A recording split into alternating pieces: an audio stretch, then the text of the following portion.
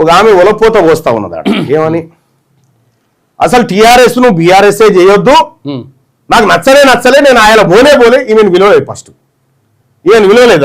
తెలంగాణ జాగృతి భారత జాగృతి ఎందుకైంది? తెలంగాణ కేసీఆర్ గారు డిసెంబర్ 22 తారీఖు డిసెంబర్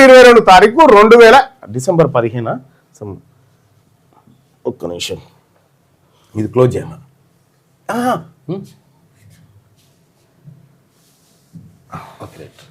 ఇక్కడ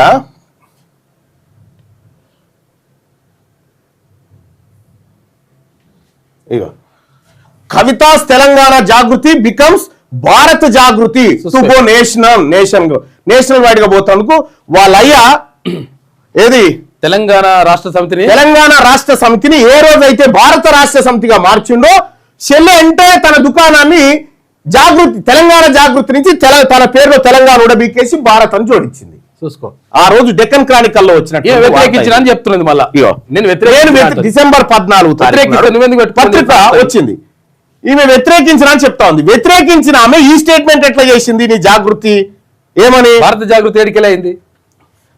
On the back of the TRS remaining itself BRS to go nation, TRS MLC Kalvakuntla Kavita Telangana Jagruti has become Bharat Jagruti and will expand its activities to all other states bearing Telangana అని చెప్పి పెట్టింది. మరి నీకు ఇష్టమే లేదంటిగా తెలంగాణ మీద బొలపోత వస్తీగా తల్లి. తెలంగాణ అంటే ఈ అస్తిత్వము అబ్బా ఏమి యాక్టర్ తల్లి. మెల్లగా అయినా నా సూచన చెప్తా ఉన్నా, నీ అంతా దొంగేశాలే అవన్నీ అందరికి ఎరుకునే కానీ ఒకటి చెప్తా ఉన్నా గుర్తుపెట్టుకో. నీ ఇంటి పంచాది మీ వెలమ సంఘం ఉందిగా, సంఘంలో కూర్చొని మాట్లాడుకోదు. మీకు మాకే సంబంధము? నీ ఇంట్లో అగౌరవపరిచారు నిన్నని తెలంగాణ మొత్తం నీ కోసం ఎందుకు పరితపించాలి? మా బీసీలకు అయితే నీకు సంబంధమే లేదు, నీకు మా బీసీలకు సంబంధం లేదు అంతే. రేవంత్ రెడ్డి గారు స్క్రిప్ట్ ఇచ్చుడు, ఆ స్క్రిప్ట్ అన్నా సరిగా రాసేలా చెప్పుడు కూడా కరెక్ట్ గా పండించలేకపోయింది. అక్కడ రేవంత్ రెడ్డి గారు స్క్రిప్ట్ అది, రేవంత్ రెడ్డి గారు వదిలిన బాణం అనేది అందరికి ఎరికే. ఇంకా ఇక్కడ మళ్ళా శశబీసలు ఎందుకు? ఆత్మగౌరవం, ఆత్మగౌరవమే కావచ్చు. మీ ఆత్మ మీ నాయన గౌరవం, మాకేం సంబంధం? టిఆర్ఎస్ బీఆర్ఎస్ చేస్తుండే నీ చేతులు లేకపోవచ్చు, కానీ భారత జాగృతి నీదే కదా, సొంతందే కదా. నువ్వేమైనా ఈమెది కాదు జాగృతి. 1990 ప్రాంతంలో ఖమ్మంలో పుట్టిన సంస్థ అది. ఈమె అది క్యాప్చర్ చేసింది. 1990లో ఖమ్మంలో జాగృతి అనేటువంటి మహిళలు అక్కడ ఉన్నటువంటి పేద ప్రజలకు సాయం చేయడం కోసం మహిళలు రైతులు అందరు కలిసి ఏర్పాటు చేసుకున్న సంస్థ జాగృతి. ఈమెది కాదు, ఈమెనే బతుకమ్మ ఈమెనే పెట్టినట్టుగా చెప్తా ఉంది కానీ ఈమెది కాదు. దుకాణం, ఆ దుకాణం వేరేది. ఆ దుకాణం కరెక్ట్. ఇక్కడ అమ్మ నువ్వు నిన్న ఏడ్చుకుంటా ఒలపోతలు పోస్తా ఉన్నావు కదా తల్లి, సరే ఒలపోతలు పోస్తా ఉన్నావు. నీ తెలంగాణ జాగృతిలోంచి తెలంగాణ పదాన్ని తీసేసి భారత్ అని ఎందుకు పెట్టినావు చెప్పు. అవును, నీ చేతిలో ఉండే కదా, చెప్పు ఎందుకు పెట్టినావు? నీకు ఇష్టమైన దాపరమైన హరిగా ఇష్టమే తెలంగాణ మీద పడి దోసుకుంది ఆమె అంటా ఉంది. ఆమె అన్న మాటనే ఈడ ఏది ఇక్కడ మనం బీకి కట్టలు కట్టామని అక్కడ పోతున్నామా అని చెప్పింది. ఇక్కడ వీకలే సేమ్ మనకు కూడా అప్లై అవుతుంది కదా తల్లి, సేమ్ మనకు కూడా అప్లై అవుతుంది కదా. మీ అయ్య లేకపోతే, కల్వకుంట్ల చంద్రశేఖరరావు లేకపోతే అసలు నువ్వు ఎవరు తల్లి? మధు యాష్కి గారిని అడిగితే చెప్పడా మీరేంది, మీ బతుకేంది? ఇవాళ బాగా పైసలు అడ్డగోలుగా సంపాదించి వాళ్ళని వీళ్ళని ముంచి నీ కుటుంబం చేయంగా ఎన్ని కుటుంబాలు ఆత్మహత్యలు చేసుకొని చనిపోయినాయి తెలంగాణ రాష్ట్రంలో? ఎంతమంది ఆడబిడ్డల వలపోతకు మీరు కారణమయ్యారు చెప్పురు? ఇలా రేవంత్ రెడ్డి గారు మెల్లగా నిన్ను దించి సామాజిక న్యాయం జరగాలి అమ్మా, నీకు నిజామాబాద్ పార్లమెంట్ టికెట్ కేసీఆర్ పిలిచి ఇచ్చినాడు. నేనే కదా ఇలా ఇంటర్వ్యూ చేసింది, నేనే తెచ్చుకున్నా అని చెప్పలే? నేనే కదా ఇలా నేను ఇంటర్వ్యూ చేసి, ఆ ఇంటర్వ్యూ ఎట్లా మళ్ళా V6 కు ఫోన్ చేసి జర మల్లన్నతో ఇంటర్వ్యూ చేయించని బతిలాడితే నేను చెయ్యను సార్ అంటే బర్మీకి మా అంకం రవి సార్ తోలితే వచ్చిన తీన్బార్ న్యూస్ లో దానికి సంబంధించి తోలితే వచ్చిన అప్పుడే నీ యాక్టింగ్ గమనించిన. ఏదో మేమే ఏదో బలిమీటికి వచ్చినట్టుగా నువ్వు చేసే యాక్టింగ్ అప్పుడే గమనించిన. కానీ ఒక్కటి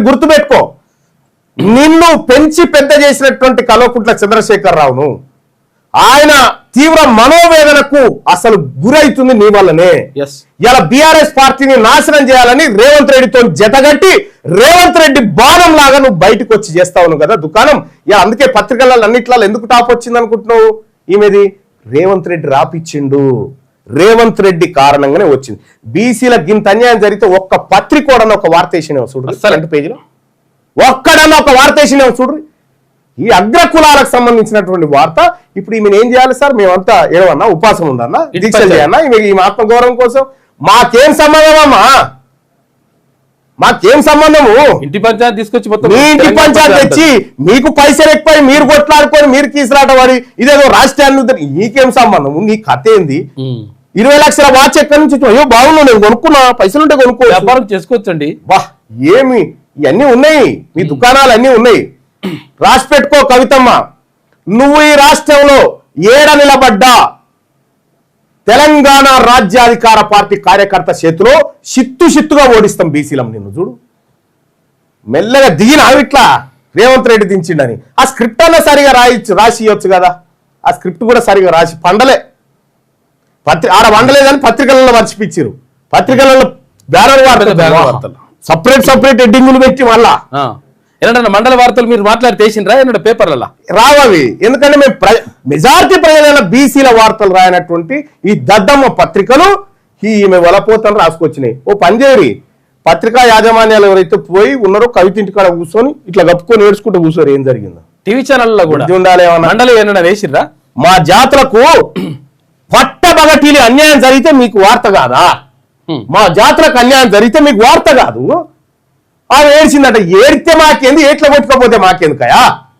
మా మీద తెచ్చి రుత్తా ఉన్నారు ఆ పత్రికల వార్త. పంచాయతీ మొత్తం తెలంగాణ పంచాయతీ అయింది. ఓ పనిచేయరు మీరందరు ఈ పత్రికల ఓనాలు ఉన్నారు, అగ్రకులాలు మీరు కూడా పోయి కూర్చొని పోయి ఆడ కూర్చొని ఓదార్పు యాత్రకు పెట్టుకోరు. ఒకటి ఎవరింటి పంచాయతీ, ఎవరి కథ? మా ఇంటి పంచాయతీ, మా కడుపు కోత, మా విద్యార్థుల భోజనం ఎత్తుకపోయారు, మా ఆడబిడ్డల కళ్యాణ లక్ష్మి దొంగతనం చేసిరు. ఇవిటి వార్తలు ఎవర్రా అంటే ఇవి వార్తలు కావట, అవి వార్తనట. ఆమె ఏడిస్తే వార్తనట. ఇవి పత్రికల. ఈ పత్రికల గురించి మీరు ఏం చెప్తారు బాయ్ సాబ్? లైవ్ చూస్తున్నా మిత్రులారా.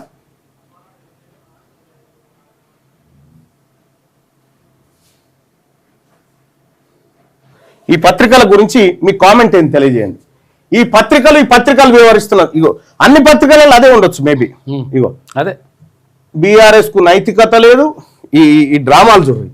ఇది ఇండ్ల బ్యానరే, ఇగో ఇండ్ల బ్యానర్ వాడతారే, అన్నిట్లో బ్యానరే, ఈనాడులో కూడా బ్యానరే, ఈనాడులో కూడా ఉందా? ఇవన్నీ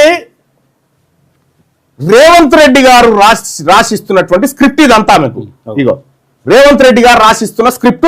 రేవంత్ రెడ్డే పైసలు కడతా ఉండు పత్రికలకు ఆమె వార్తలు వేయాలని. ఎందుకు? టీఆర్ఎస్ ను ఖతం చేయాలని. అమ్మా నేను చెప్తా ఉన్నా కల్వకుంట్ల కవిత గారు, నేను ఛాలెంజ్ చేస్తా ఉన్నా. మొన్న 3 మంత్రులు ప్రమాణ స్వీకారం చేశారు కదా.